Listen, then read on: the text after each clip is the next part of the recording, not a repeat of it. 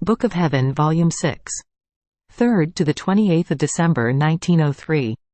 Page 5 to 11. December 3, 1903. With the divine will we are everything. Without it we are nothing. Continuing in my usual state, my blessed Jesus came for a little, telling me, "My daughter, any human action which has no connection with the divine will puts God out of his own creation. Even suffering itself, as holy, noble and precious as it might be before my eyes, if it is not a birth from my will, instead of pleasing me, makes me indignant and is disgusting to me. Oh, power of the will of God, how holy, adorable and lovable you are! With you we are everything, even if we did nothing, because your will is fecund and gives birth to all goods for us. Without you we are nothing, even if we did everything, because the human will is sterile and makes everything sterile." December 5, 1903. How the holy desire to receive Jesus makes up for the sacrament, in such a way that the soul breathes God, and God breathes the soul. Since this morning I could not receive communion, I was all afflicted, though resigned, and I thought to myself that if I had not been in this position of being bedridden and of being victim, I would certainly have been able to receive him. And I said to the Lord, "You see, the state of victim subjects me to the sacrifice of depriving myself of receiving you in the sacrament. At least accept the sacrifice of depriving myself of you to content you as a more intense act of love for you, because, at least, thinking that the very privation of you proves my love for you more, sweetens the bitterness of your privation." And as I was saying this, tears were pouring from my eyes.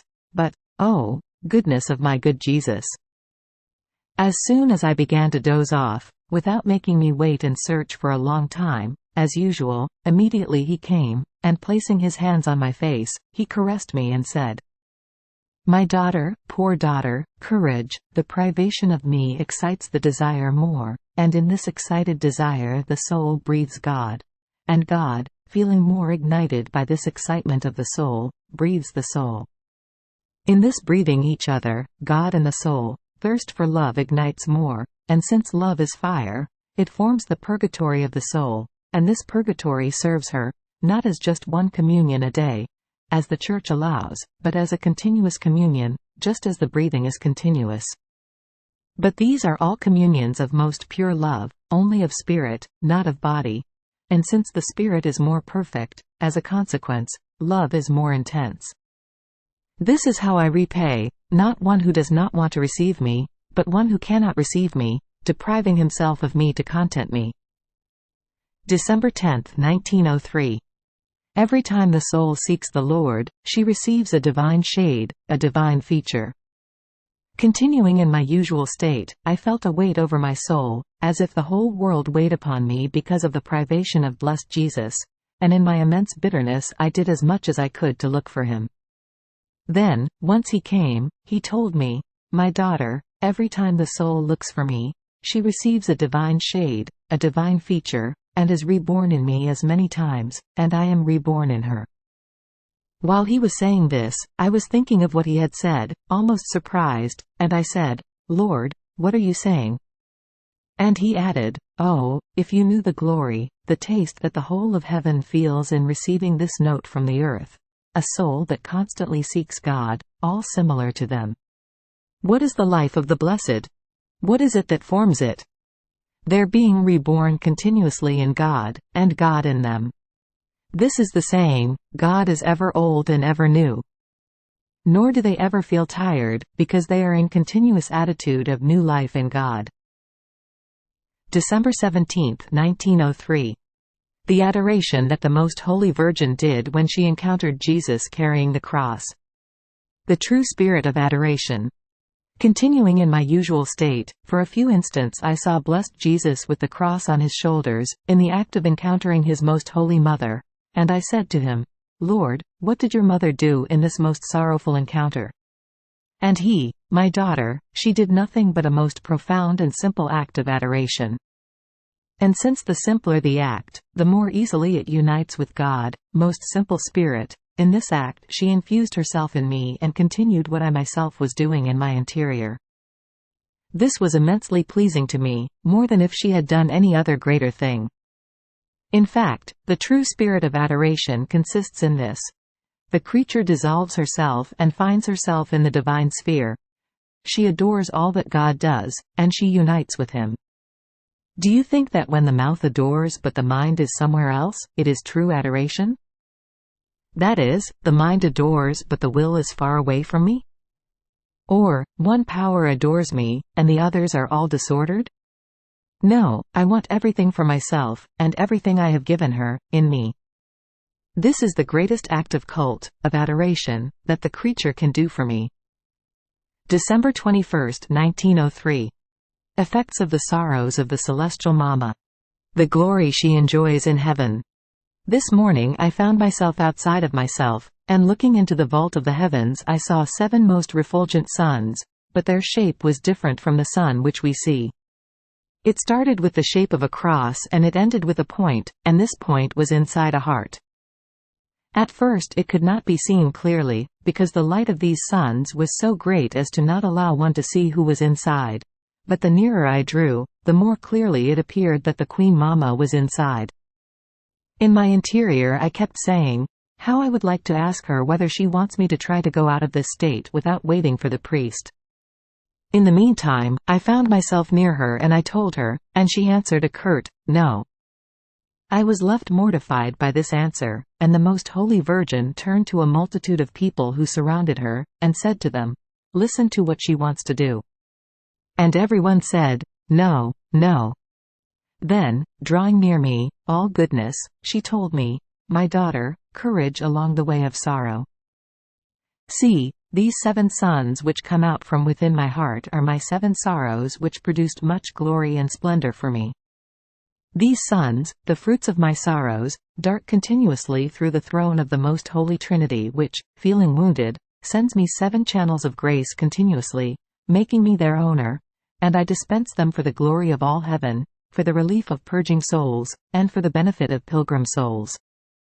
While saying this, she disappeared, and I found myself inside myself. December 22, 1903. The cross forms the incarnation of Jesus in the womb of souls, and the incarnation of the soul in God. As I was in my usual state, my adorable Jesus came as crucified, and after he shared his pains with me, while I was suffering, he told me, my daughter, in the creation I gave my image to the soul. In the incarnation I gave my divinity, divinizing humanity. And since in the very act, in the very instant, in which the divinity incarnated itself in humanity, it incarnated itself in the cross, in such a way that from the moment I was conceived united with the cross, it can be said that just as my cross was united with me in the incarnation which I did in the womb of my mother, so does my cross form as many other incarnations of mine in the wombs of souls. And just as the cross forms my incarnation in souls, the cross is the incarnation of the soul in God, destroying in her everything that gives of nature, and filling her with the divinity so much, as to form a sort of incarnation, God in the soul, and the soul in God. I remained as though enchanted on hearing that the cross is the incarnation of the soul in God, and he repeated, I am not saying union, but incarnation, because the cross penetrates so much into her nature as to make her nature itself become suffering, and where there is suffering there is God, as God and suffering cannot be apart. And the cross, forming this incarnation, renders this union more stable, and the separation of God from the soul almost as difficult as is separating suffering from nature. On the other hand, through union, the separation can easily occur. It is understood, always, that this is not the incarnation, but a simile of the incarnation. Having said this, he disappeared, but after a little while he came back in the act of his passion when he was covered with opprobriums, with ignominies, with spit, and I said to him, Lord, teach me what I could do to move these opprobriums away from you, and give you back honors, praises and adorations. And he said to me, my daughter, around my throne there is a void, and this void must be filled with the glory that creation owes me. So, one who sees me despised by the other creatures, and honors me, not only for herself, but for others, makes honors for me arise again in this void. When she sees me unloved, and loves me, she makes love for me arise again. When she sees that I fill creatures with benefits, while they are not grateful to me and do not even thank me, and she is grateful to me as if those benefits were given to her, and she thanks me, she makes the flower of gratitude and of thanksgiving arise again for me in this void, and so with all the rest that creation owes me, but denies to me with awful ingratitude. Now, since all this is an overflow of the charity of the soul, who gives me not only what she herself owes me and what overflows from herself, but she does it for others, since this glory and these flowers that she sends to me into this void around my throne are the fruit of charity, they receive a more beautiful shade, which is pleasing to me. December 24, 1903. Desires makes Jesus be born in the soul. The same for the devil. This morning, as I was in my usual state, baby Jesus came, and on seeing him so very little, as if he were just born, I said to him, "My pretty little one, what was the cause? Who made you come from heaven and be born, so little, in the world?" And the reason was love. Not only this, but my birth in time was the outpouring of love of the most holy Trinity toward creatures. In an outpouring of love of my mother I was born from her womb, and in an outpouring of love I am reborn in souls. But this outpouring is formed by desire. As soon as the soul begins to desire me, I am conceived. The more she advances in her desire, the more I keep growing in the soul, and when this desire fills her whole interior and reaches the point of overflowing outside, then I am reborn in the whole of man, in his mind, in his mouth, in his works and steps. In the opposite way, the devil also makes his births in souls.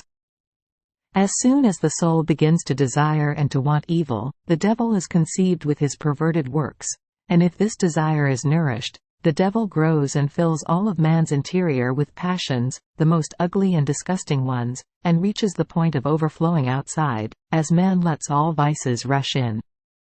My daughter, how many births the devil makes in these most sad times! If men and demons had the power to do it, they would have destroyed my births in souls. December 28, 1903. How all lives are in Christ. After I struggled very much, my blessed Jesus came for just a little, and made me see many human souls inside of his humanity, and while I was seeing this, he told me, "My daughter, all human lives are in my humanity in heaven as though inside a cloister, and since they are inside my cloister, the regime of their lives comes from me. Not only this, but my humanity, being the cloister, conducts the lives of each soul.